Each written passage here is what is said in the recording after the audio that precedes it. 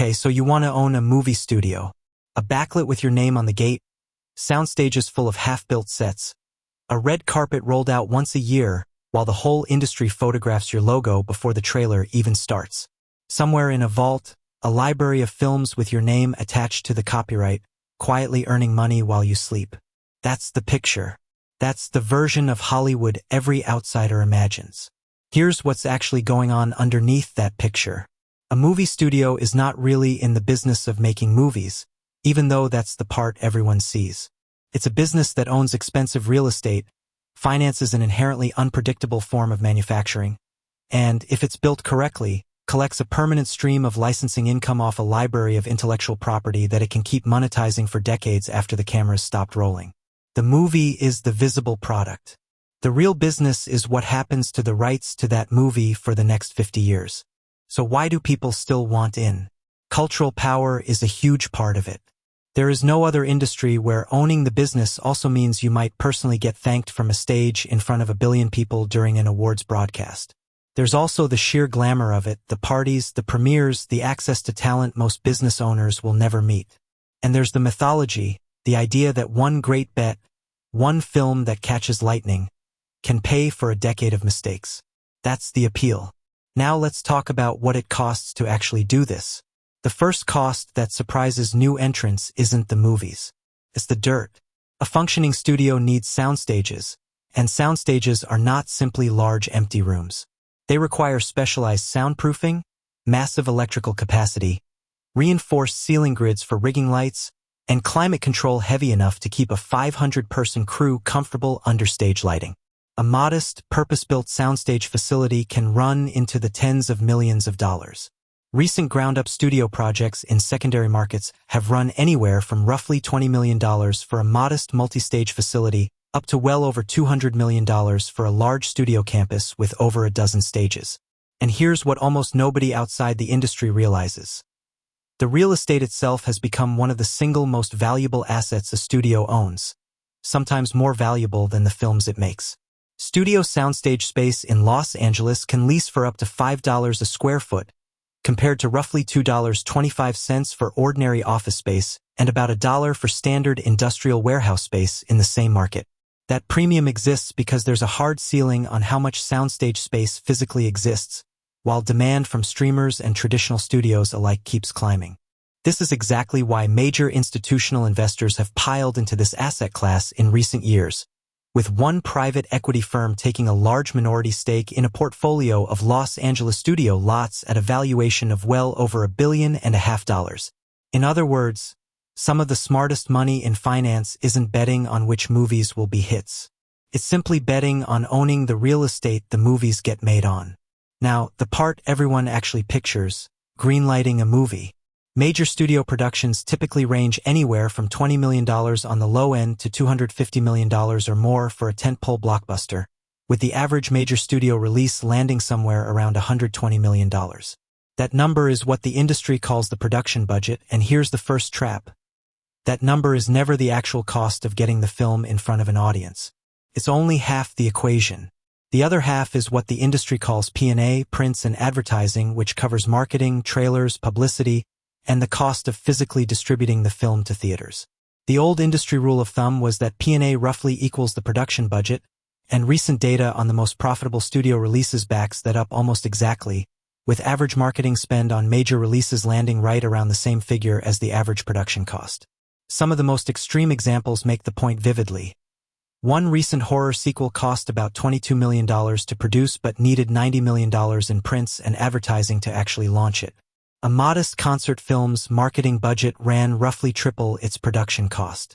This is why the old shorthand you'll hear industry veterans repeat is that a film generally needs to gross something like 2.5 to 4 times its production budget at the box office just to become profitable once marketing, distribution fees, interest, and profit participations for talent are all factored in. Here's the mechanism that decides whether any of this math works. When a movie makes money at the box office, the studio does not keep that money. Theaters keep a meaningful cut too, and the split between studio and theater varies by territory in a way most audiences never think about.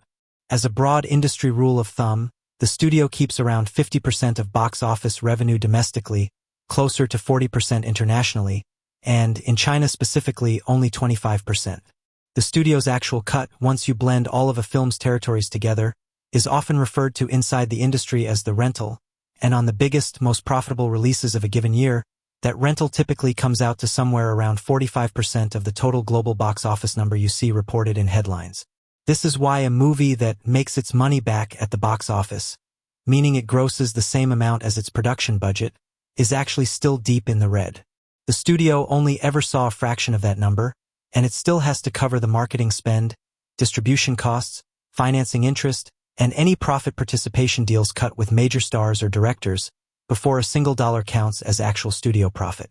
UST, like the airline loyalty programs, the ranch land appreciation, the casino comp economy, and the ski resort real estate and other versions of this story, the real long-term wealth in owning a studio often isn't generated by any single movie at all. It's generated by the library. Every film a studio finances and retains the rights to becomes a permanent, appreciating asset that keeps generating income long after its theatrical run ends, through streaming licensing deals, cable and broadcast syndication, merchandising, theme park attractions, and home entertainment sales. A single well-performing library of just over 100 films can generate tens of millions of dollars in pure licensing income every single year, on movies that may have been produced decades ago and required no new capital investment whatsoever to keep earning. This is the closest thing the film industry has to a loyalty program or a real estate portfolio. An asset that keeps paying out indefinitely, largely disconnected from whether this year's new releases are hits or flops. This is also exactly why library ownership has become one of the most fiercely contested prizes in Hollywood deal-making. When a studio, producer, or financing partner gets into serious financial trouble, the library is almost always the single most valuable thing left to sell, often worth more on its own than the entire rest of the company combined. Now for the part that makes this one of the riskiest ownership structures in this entire series. Most individual films simply do not make money.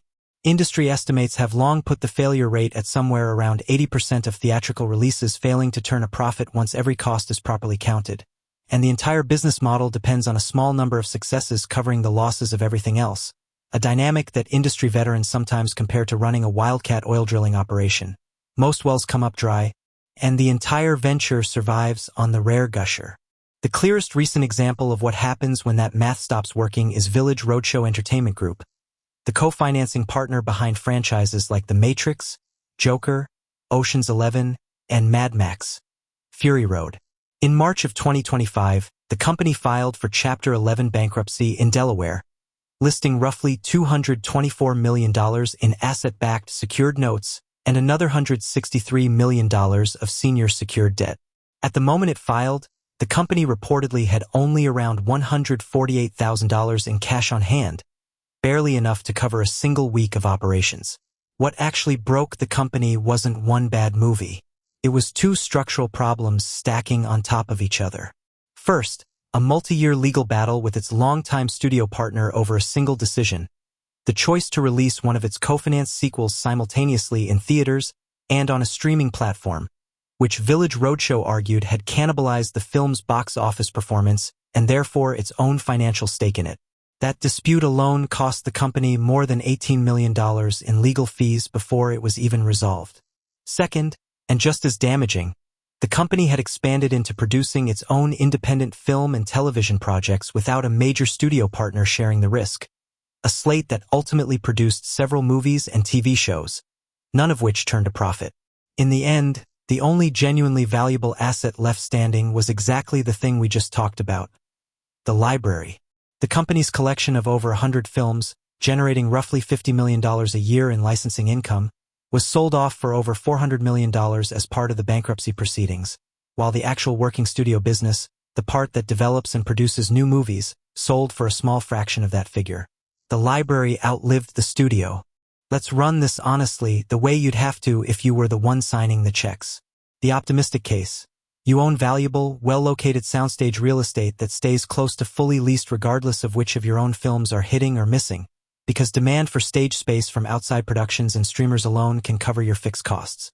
Your production slate is diversified across enough titles that a couple of expensive flops get absorbed by one or two genuine hits, and every film you finance, win or lose in theaters, adds a permanent asset to a growing library that keeps throwing off licensing income for decades.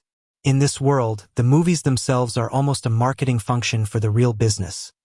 The real estate and the library quietly compounding underneath them. The realistic case, your marketing spend on a would-be tentpole comes in roughly equal to its production budget, as it does industry-wide, but the film underperforms and needs box office several times its budget just to break even. Math it never comes close to hitting. A legal dispute with a distribution partner over a streaming release drags on for years and quietly drains millions in legal fees with no resolution in sight. You expand into producing your own content without a partner to share the risk, and none of it turns a profit. Your cash reserves, thin to begin with in an industry defined by long payment cycles and profit participations, run out faster than anyone budgeted for, and the only thing left with real value to sell is the library you built by accident while trying to make movies. The difference between those two outcomes isn't a rounding error.